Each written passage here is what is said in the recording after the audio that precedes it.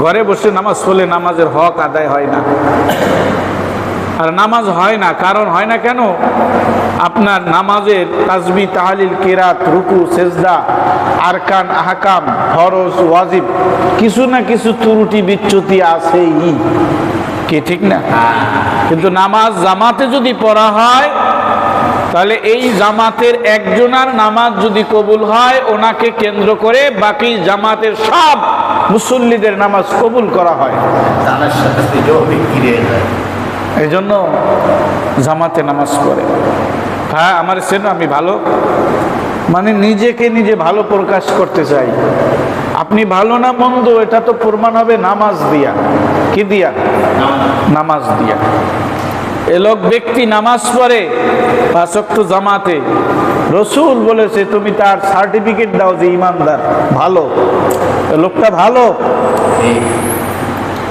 আর তুমি যতই সাধু হও না কেন, নামাজ পড়ো না, তোমার কোনো দামই নাই। দুনিয়ার মানুষ হয়তো তোমার টাকার জোরে, ক্ষমতার জোরে, জনবলে তোমাকে বাহবা দিতে পারে, ভালো বলতে পারে, কিন্তু আল্লাহ আল্লাহ রসুলের নজরে তুমি সবচেয়ে ঘৃণিত, সবচেয়ে নিকৃষ্ট পাপী ওই ব্যক্তি যে নামাজ পড়ে না। আমি বুঝাইতে পারতেছি না আমার জাতিকে যে নামাজ কত বড় দৌলত। মানুষ যদি জানতো যে নামাজের কত শক্তি, নামাজের কত পাওয়ার, নামাজ কি, এটা যদি মানুষ জানতো, জীবন বাজি রাইখা মানুষ 5 ওয়াক্ত নামাজ জামাতে পড়তো।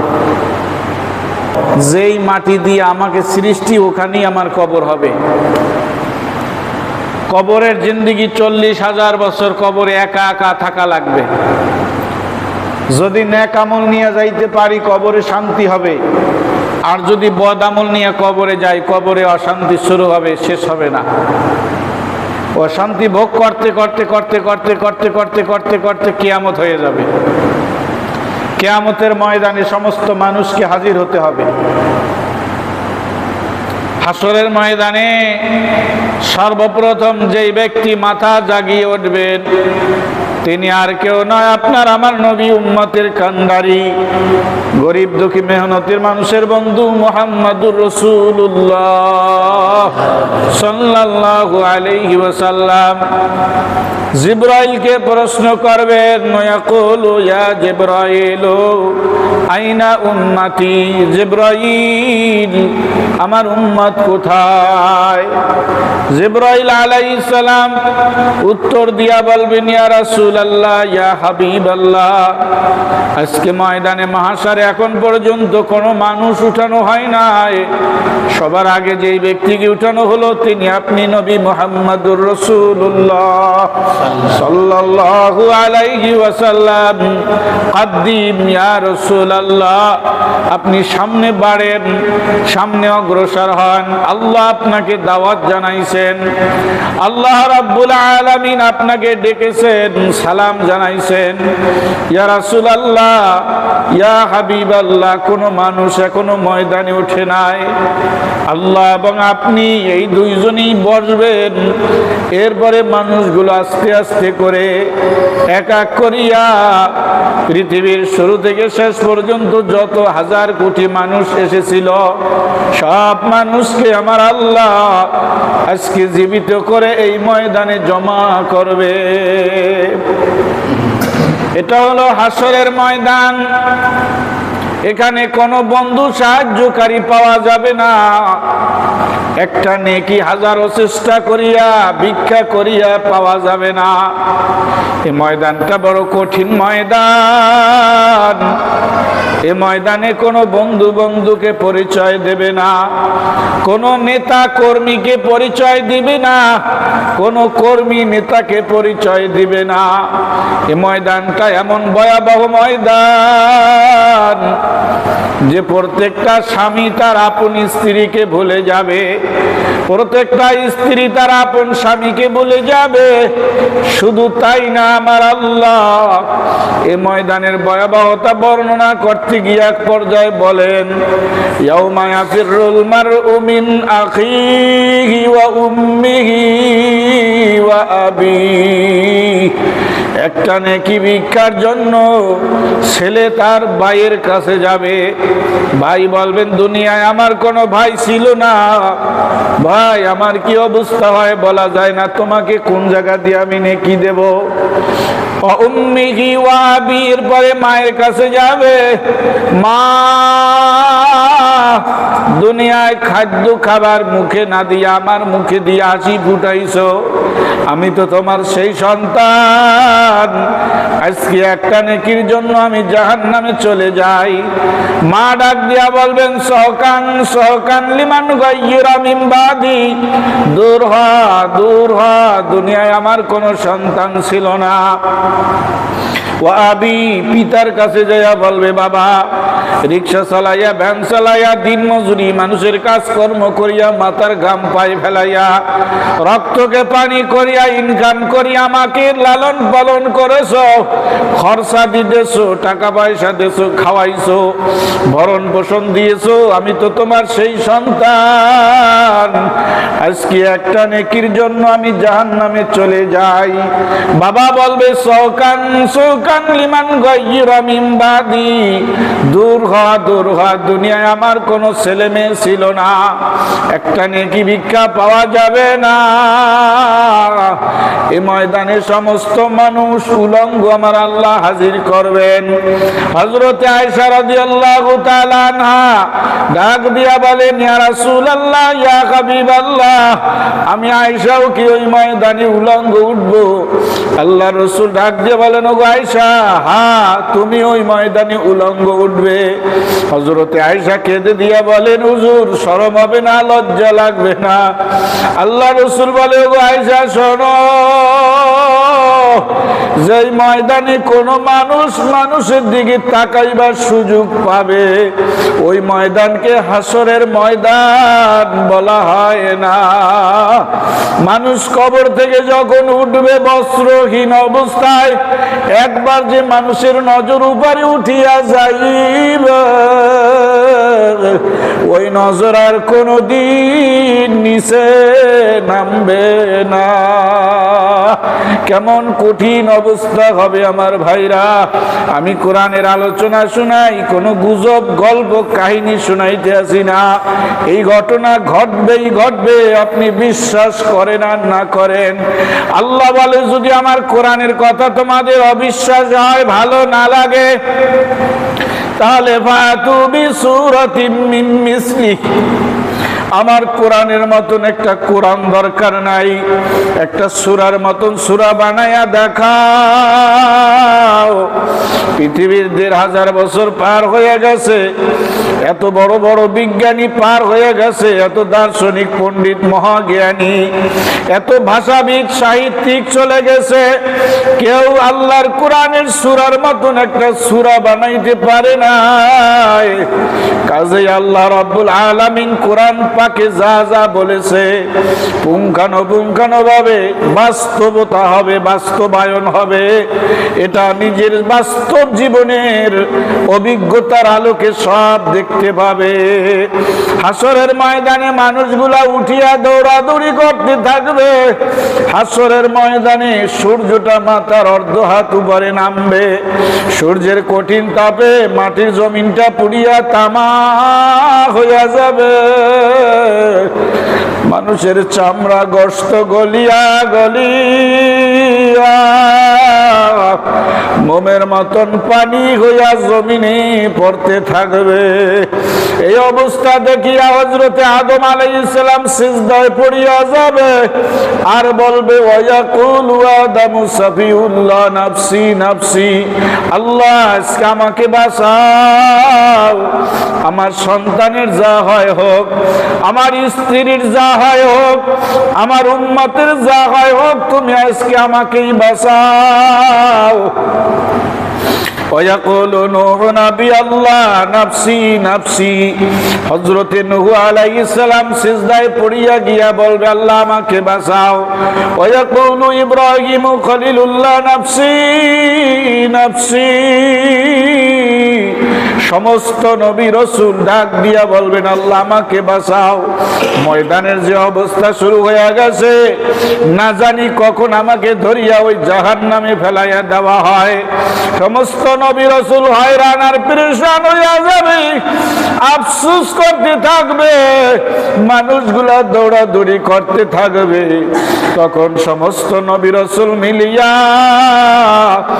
আপনার আমার নবীর কাছে যাইয়া বলবেন, আপনি আজকে একটু শাফাআত করেন যেন আল্লাহ বিচার আচার শুরু করে।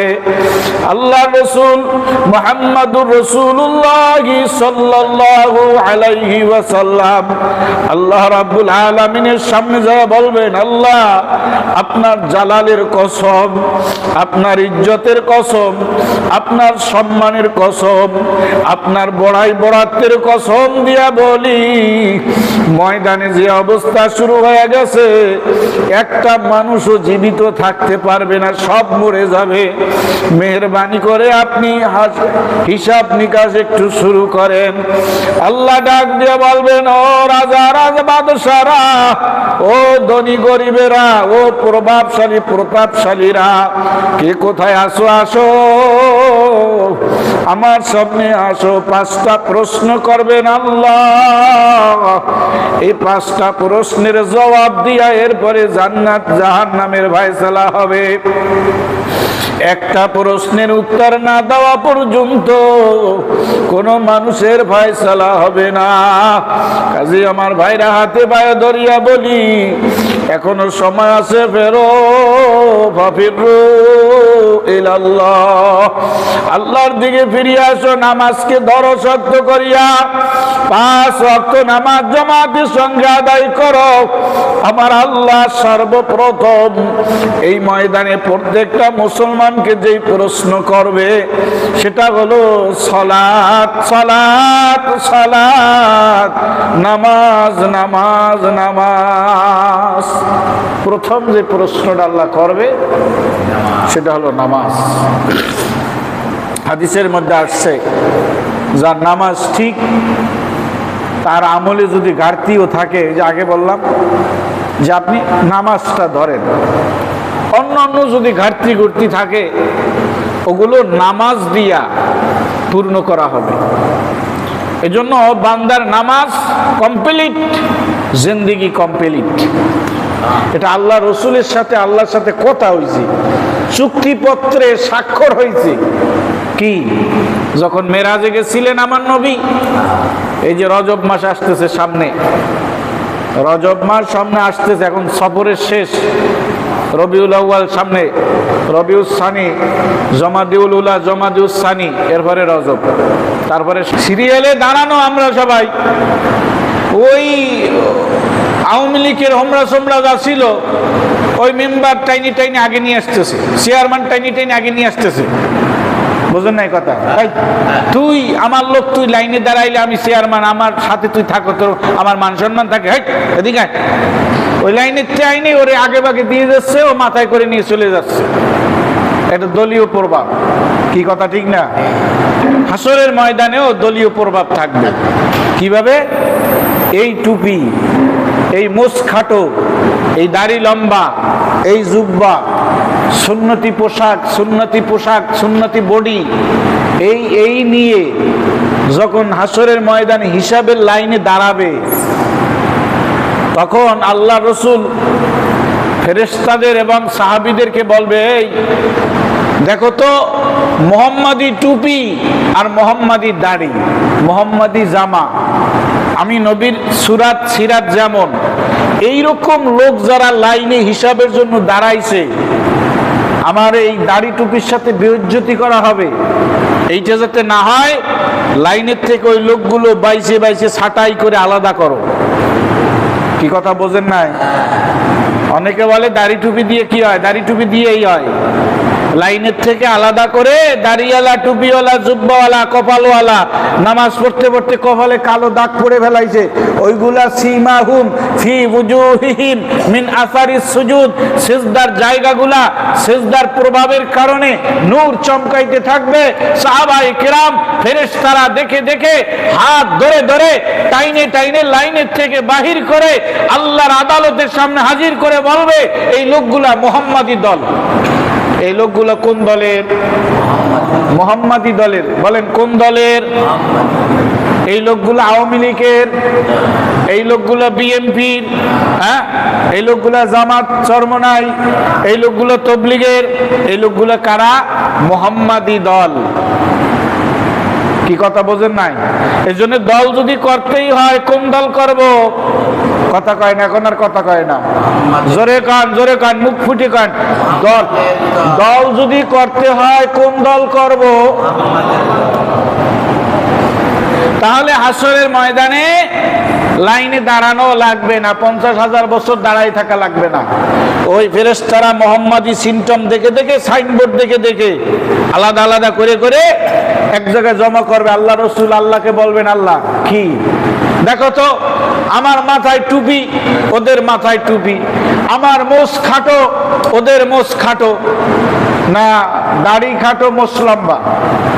কথা কয় না? দাড়ি খাটো, আমরা তো তাই করি। এই দাড়ি সাইছে একদম তলা ছাড়তেছে, আর গোপ এত বড় রাখছে যে সকালবেলা ওই এর দোকানে পরাটা খাইতে যাইয়ে, জাহিদ ভাইয়ের দোকানে পরাটা খাইতে যাইয়ে ওই ডাইল খাওয়ার সময় মোষ সোস উঁচু করে ধরতে হয়। কথা কয় না? কি ঠিক না? এ কি মুসলমানের কাজ? এজন্য মুসলমানের মোষ হবে খাটো, দাড়ি হবে, কথা কয় না, মোষ হবে খাটো, দাড়ি হবে লম্বা। মিলন ভাই আমার দিকে আরে আরে তাকাচ্ছে যে হুজুর আমার মোষ লম্বা দিয়ে আমারই বুঝি করছে।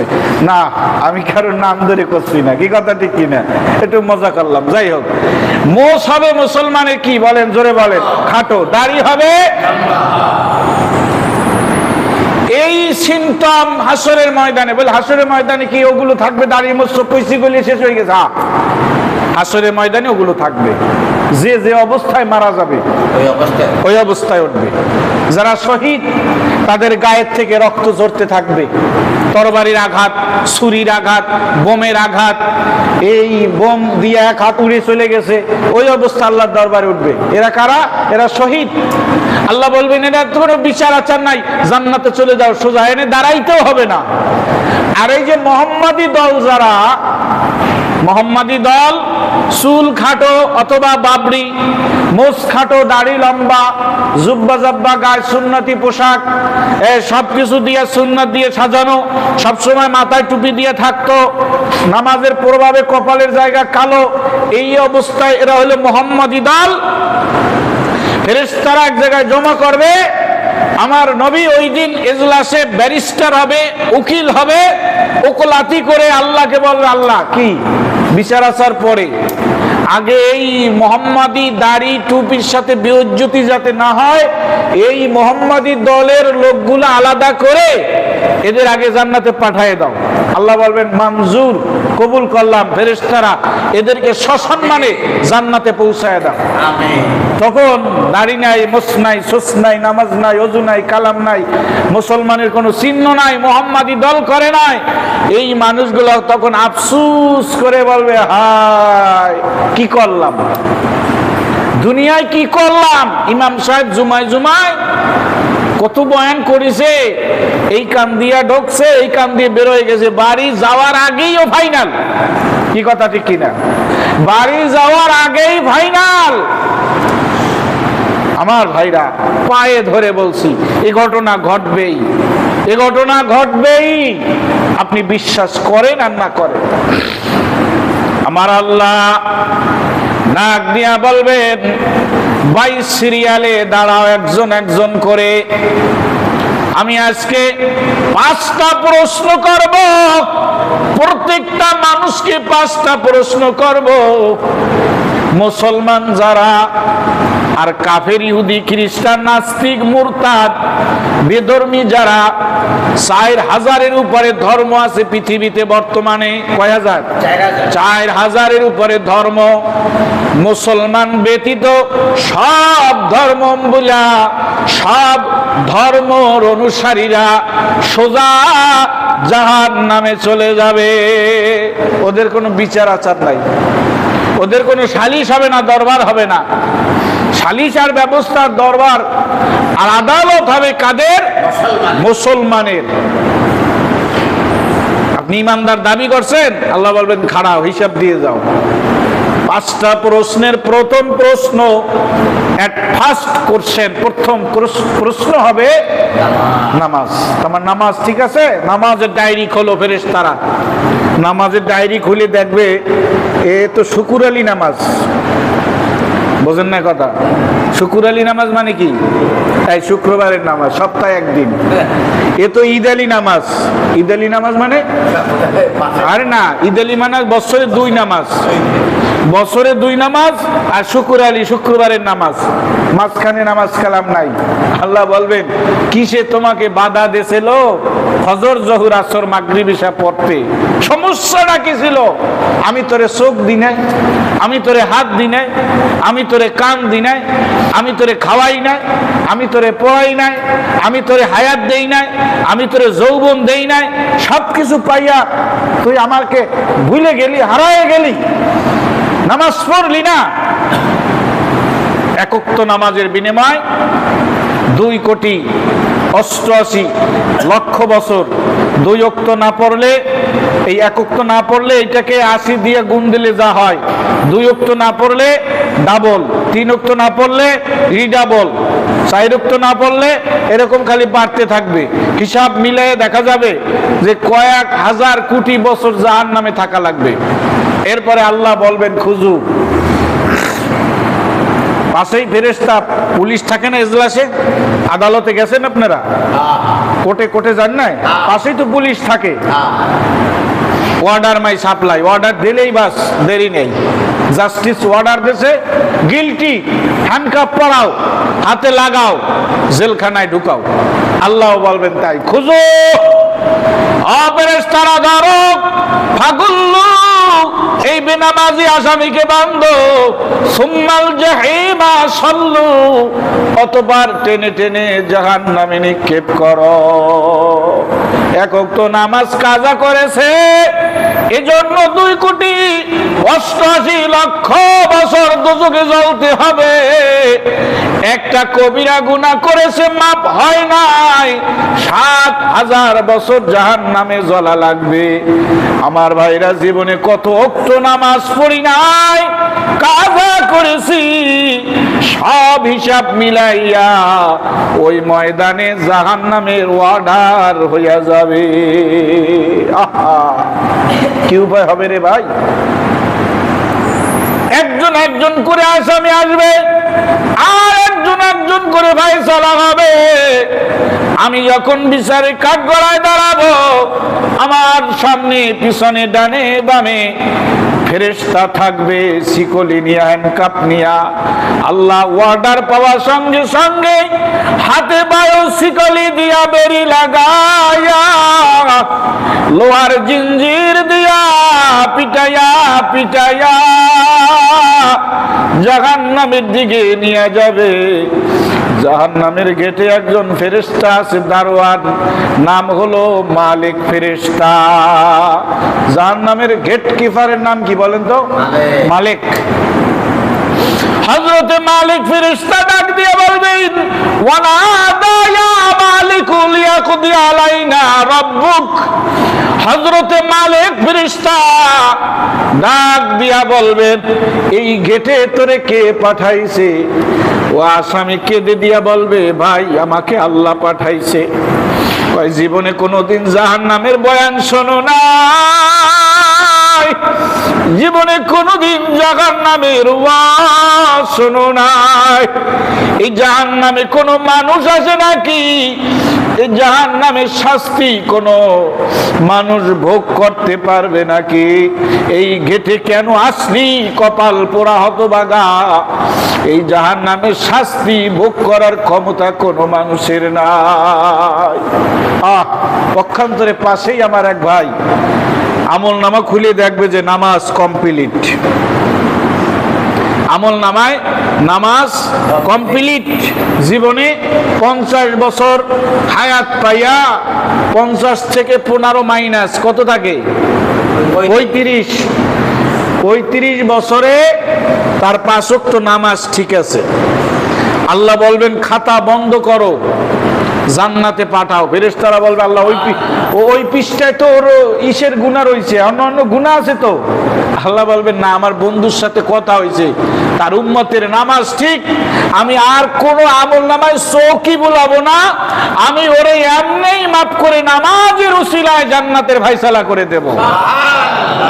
এজন্য ভাইরা পায়ে ধরি, আমার যুবক ভাইরা, আমার কলিজার টুকরা যুবক ভাই, মুরব্বী বাবাজিরা, এই মসজিদ কত চাকচিক্য, এসি চলে, ফ্যান চলে, আইপিএস ব্যবস্থা আছে, মুসল্লি নাই। এই জন্য নামাজ ধরেন, নামাজ ধরেন। প্রত্যেকটা সংসারে অশান্তি লেগে আছে, বুকে হাত দিয়ে বলেন আছে কি নাই? অভাব অনটন, অশান্তি, দুশ্চিন্তা, পেরেশানি, হয়রানি, দৌড়ানি, কোন সংসার খালি নাই, শুধু নাই নাই নাই নাই, আরো আরো দেনা পাওনায় জর্জরিত হয়ে গেছে, সুদ আম হয়ে গেছে। ভুল বললাম না ঠিক বললাম? এমন কোন ঘর বাকি নাই সুদের টাকা ঢুকে নাই। অশান্তি চলছে, রোগ একটার পাশায় আর একটা লেগেই আছে। ভাই নামাজ ধরো, সুদ ছেড়ে দাও, নামাজকে গলার মালা বানাও। শান্তি আসবে দুনিয়ার জীবনে, শান্তি আসবে কবরের জীবনে, শান্তি আসবে হাসরের ময়দানে, শান্তি আসবে জান্নাতে। শুধু শুনছেন জান্নাত জান্নাত জান্নাত, কি বুঝেন নাই যে জান্নাত কি জিনিস? ইনশাআল্লাহ যদি আল্লাহ তৌফিক দান করে, পালাক্রমে পর্যায়ক্রমে আমি জান্নাতের দিক জাহান্নামের দিক আসতেছি, আপনাদেরকে শোনাবো। জুম্মার দিন একটু আগে আগে